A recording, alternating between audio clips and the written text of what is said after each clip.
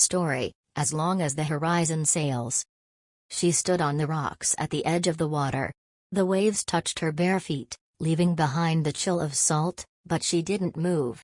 Ahead, the ship slowly drifted away, its sails catching the wind, and with them, his dream. He was leaving to explore the sea. He had told her he couldn't do otherwise. The horizon called to him the way the sky calls to a bird. He wasn't chasing riches or fame. He just needed to understand. To know what lies beyond the edges of the map, what hides behind the line where the world ends. "I'll come back," he said. Maybe changed, but with answers. "Just come back alive," she whispered. She didn't know how to hold on. But she knew how to wait. And that was all he asked of her, not tears, not promises, not letters in bottles. Just faith. Quiet, stubborn faith, like the rock beneath her feet. You're standing beside her. Silent. Watching the ship fade, too. You knew him, maybe not deeply, but well enough to understand, he wasn't meant to stay. He belonged not just to her, but to something greater. Still, it hurts. Because now both of you remain on shore. Goodbyes aren't always loud. Sometimes they're quiet, barely a breath before the storm. But there's strength in those goodbyes, to wait. To believe. And to remember that even if the ship disappears beyond the sea, it's not sailing away. It's sailing forward.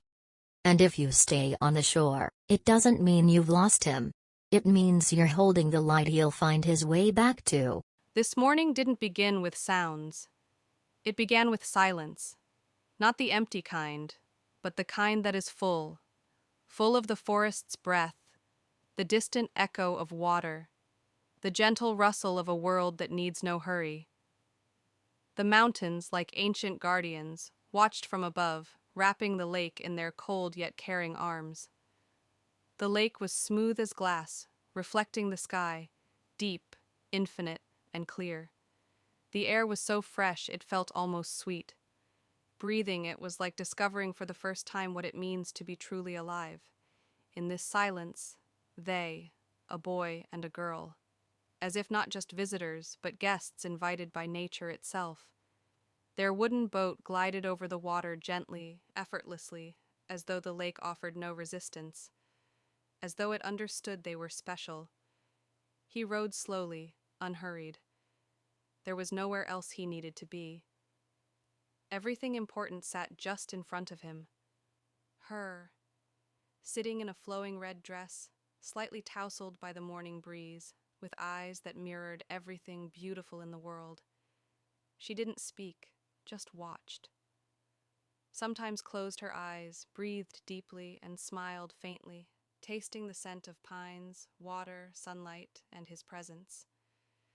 "It's like we're the only two people in the world," she whispered without opening her eyes.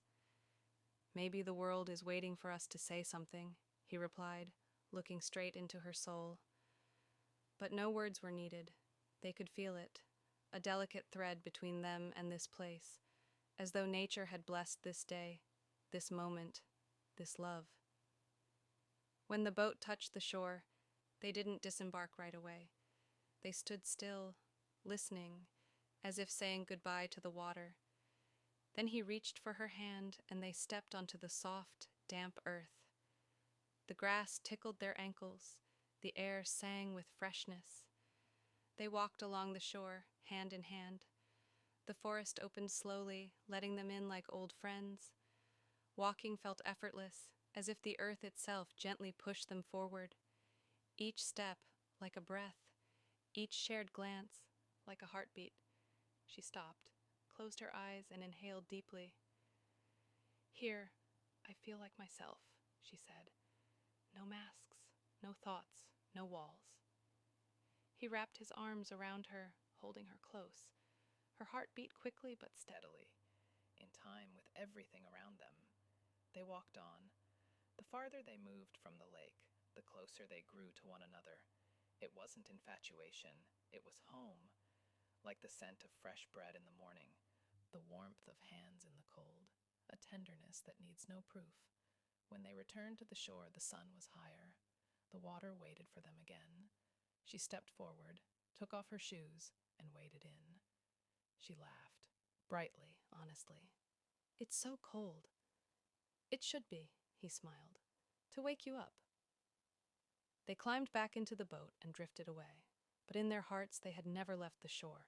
They remained there, in each step, each glance, each breath. Something gentle, light, and calm had settled inside them, something that can't be explained, something that simply is.